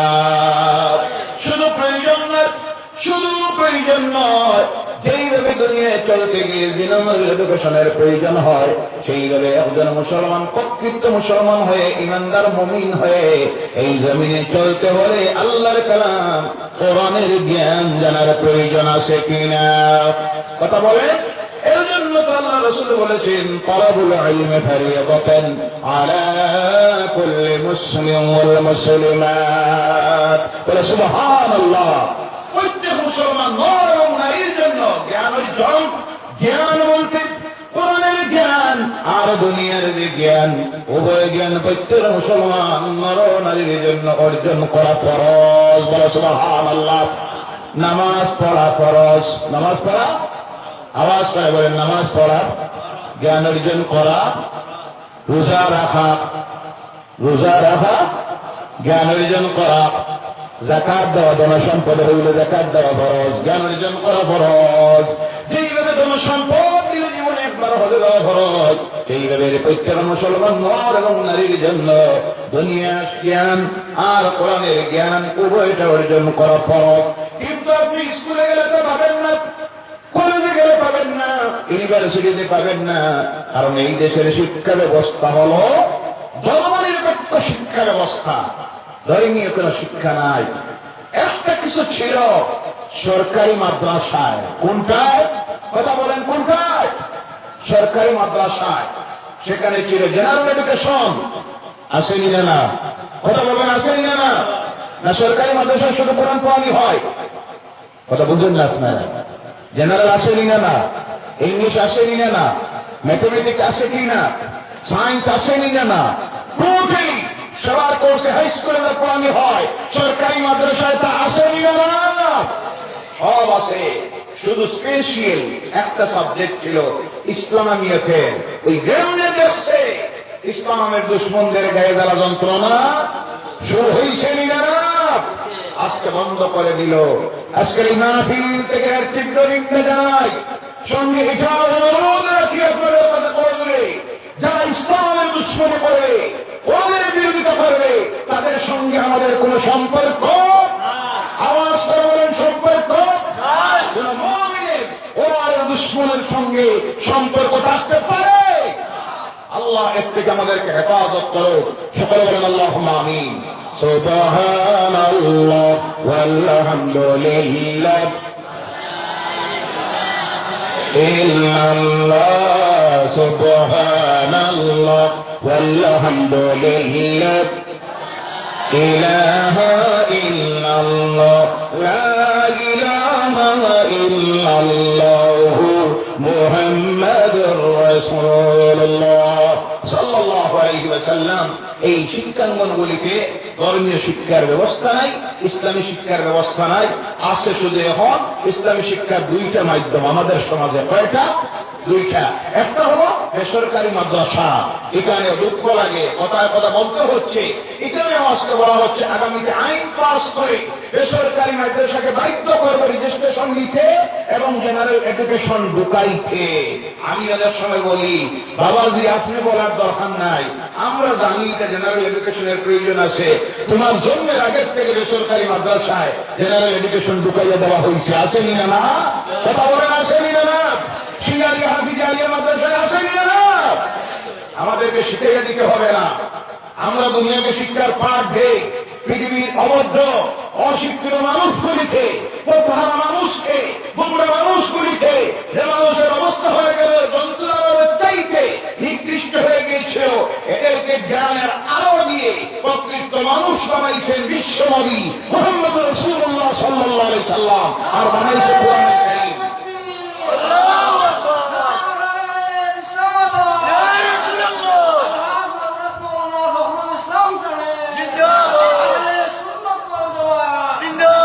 আমাদেরকে সেই শিক্ষা কেউ দিতে হবে না, এই শিক্ষা আমাদেরকে দিয়ে গেছেন বিশ্বনবী জনাবে মুহাম্মদ রাসূলুল্লাহ সাল্লাল্লাহু আলাইহি সাল্লাম। রাসূলের হাদিস, জ্ঞান অর্জনের জন্য প্রয়োজন হয় শুধু চীন দেশে যাও। কোন দেশে? চীনে গিয়ে কোরআন শিখবো। চীনে তো তখন কোরআন নাই, তখন চীনে চলতেছে জ্ঞান বিজ্ঞানের চর্চা।